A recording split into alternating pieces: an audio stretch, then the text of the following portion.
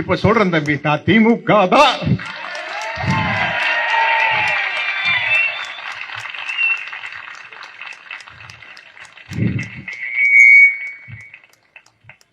எனக்கு குளத்தூர்ல தலைவர் ஜெயிச்சு, குளத்தூர்ல தலைவர் ஜெயிச்சது கொஞ்சம் கஷ்டமா இருக்கு. நாள் ரொம்ப கிண்டலானால் நக்கல் பிடிச்சாள். என் சினிமால பார்த்திருப்பீங்க, எல்லாத்தையும் விளையாட்டா எடுத்துக்கல, இது எப்படி எடுத்துக்க முடியல. ஓகே, பட்டு தெரிந்தனா அதான் புத்தி வரும். படுங்க படுங்க, பட்டு தெரிந்துங்க, அப்பதான் புத்தி வரும். இப்பேற்பட்ட தலைவரை தோக்கடிச்சிருக்கோம். முதல்வருக்கே உதாரணமாக இருந்தவர் அண்ணா, கலைஞர், வழியில் ஸ்டாலின் அவர்கள். என்னங்க ஒரு முதல்வர் பேசுற பேச்சாங்க இது? வாயில நல்லா வருது, எனக்கு கொடுத்தா நல்லா வரும், நல்லா வரும், நல்லா வரும், எவ்வளவு வேணாலும் நல்லா வரும். என்ன உனி அந்த யாரோ இருக்கிறாங்களா இன்ஸ்டாகிராம்ல, என்னமோ அந்த வாரியர்ஸ் வெங்காயன்ட்டு அவங்க எல்லாம் திட்டுவாங்க, கவலையே பட மாட்டேன். இங்க புடுங்கி வீசிட்டு ஒண்ணும் இல்லை, இங்கிருந்து புடுங்கி வீசிட்டு போயிடும்.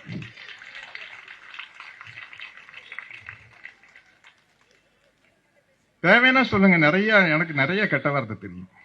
நான் ஒரு மரியாதை அதையெல்லாம் அமைக்க வச்சிருக்கிறேன்.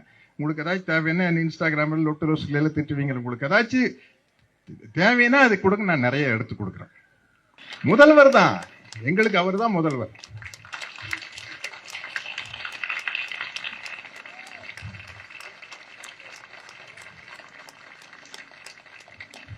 அன்பின் முதல்வர், பண்பின் முதல்வர், பெருந்தன்மையின் முதல்வர் சொன்னார்ல சட்டசபையில.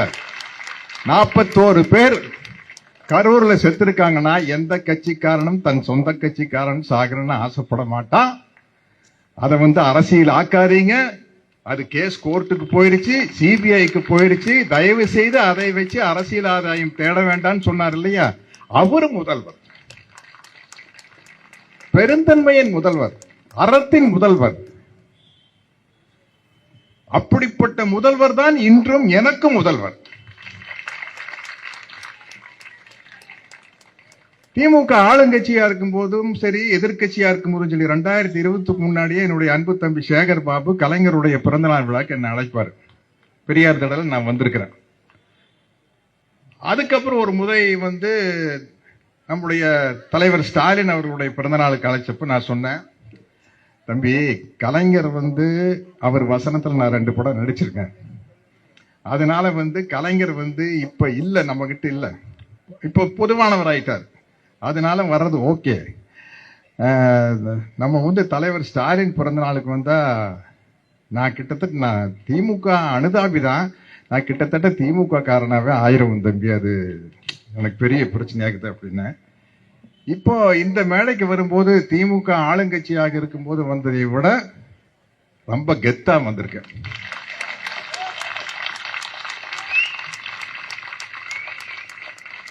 ஏன்னா ஆளுங்கட்சியா இருக்கும்போது வந்தா காக்கா பிடிக்க வந்திருக்கான்னு சொல்லுவாங்க. காக்கான்னு அந்த ஐயோ இது வேற, நம்ம சூப்பர் ஸ்டார் ரஜினி சார் ஒரு காக்கா கழுதுக்கிற சொன்னார்ல, அந்த காக்கா இல்லைங்க. காக்கா பிடிக்கிறதுனா ஐஸ் வைக்கிறது, அந்த காக்கான்னு நினைச்சுக்காதீங்க. காக்கா பிடிக்க வந்திருக்கா அப்படின்னு சொல்லுவாங்க.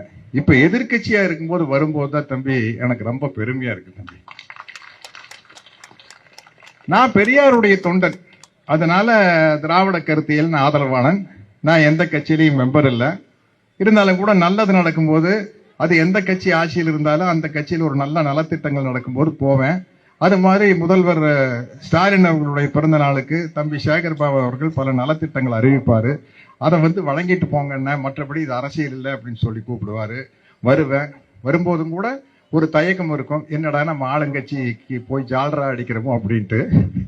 ஆனா 5 வருஷமா நான் சேகர் பாபு தம்பி கூப்பிட்டப்பெல்லாம் நான் வந்ததுக்கு காரணம் தலைவர் ஸ்டாலின் அவர்களுடைய செயல்பாடுகள் தான், அவருடைய வளர்ச்சி திட்டங்கள் தான், அவருடைய நலத்திட்டங்கள் தான்.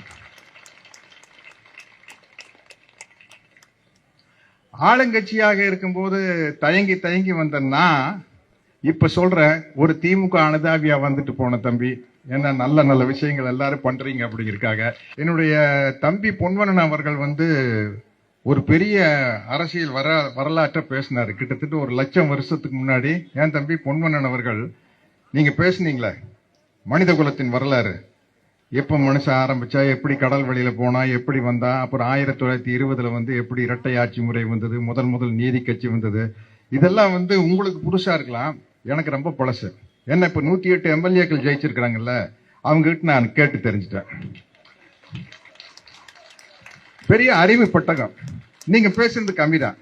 இதெல்லாம் ஒண்ணுமே இல்லை உங்களுக்கு முன்னாடி. நீங்க அங்க பேசுனீங்கன்னு வச்சுக்கங்க, பால்காவில் இருந்து கங்கை வரை பேசுவாங்க.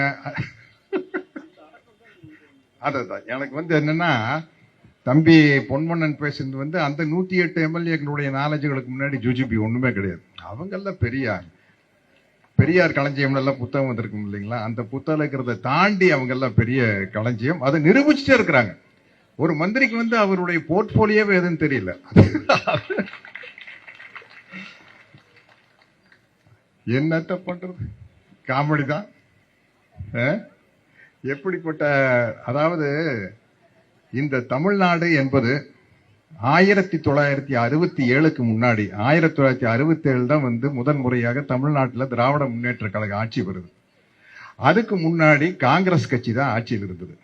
அது வந்து எனக்கு தெரியும், தம்பி பொன்வண்ணனுக்கு தெரியும், அது ஒரு பண்ணையார் கட்சி. எங்க சொந்தக்காரங்க எல்லாம் வந்து என் மாமச்சாலாம் மிட்டாமராசு பண்ணையாருங்க, ஜமீன்தாருங்க, அவங்கெல்லாம் தான் காங்கிரஸ் கட்சியில மந்திரியா இருப்பாங்க. அப்படித்தான் இருந்தது காங்கிரஸ் கட்சி. அது என் வயசுக்காரங்களுக்கு தான் தெரியும். 67க்கு முன்னாடி இந்த நாட்டில் நடந்துட்டு இருந்தது வந்து அந்த மாதிரி பணக்காரர்களுடைய ஆட்சி தான். ஏழை பங்காளனாக பெருந்தலைவர் காமராஜர் இருந்தாரு. பட் அதிகாரத்தில் இருந்தவங்க பூரா பெரிய பெரிய பணக்காரர்கள். முதல் முறையாக 1967 பேரறிஞர் அண்ணா தலைமையில் திராவிட முன்னேற்ற கழக ஆட்சி வந்ததுக்கு அப்புறம் தான் தமிழ்நாடு நிமிர்ந்தது. அது ஒருத்தர் பதிவு போட்டிருந்தாரு,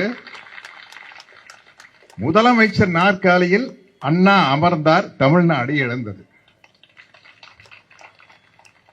அவரு ஒரு வருஷத்திலேயே போயிட்டாரு, நம்ம விட்டு போயிட்டாரு. அதுக்கப்புறம் தலைவர் கலைஞர் அவர்கள் ஆட்சிக்கு வர்றாரு. ஆட்சிக்கு வந்து 1977 வரைக்கும் 9 ஆண்டு காலத்துல கலைஞர் விதைத்த விதைகள் தான் இன்று வந்து தமிழ்நாட்டை வந்து வளமாக்கி அறுவடையாக்கி தமிழ்நாட்டை எங்கேயோ கொண்டு போய் வச்சிருக்குது. அதை அப்படியே செயல்படுத்தி காட்டியவர் நம்முடைய முதல்வர் ஸ்டாலின் அவர்கள். முதல்வர் தான் எங்களுக்கு, அவர் தான் முதல்வர்.